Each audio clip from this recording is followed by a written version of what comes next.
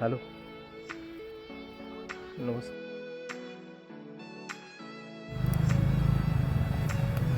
अरे प्रशांत, शेतीत राबतोय, काय करावं काय सुजाना. तुम्ही उत्कर्षाचे सभासद आहे ना?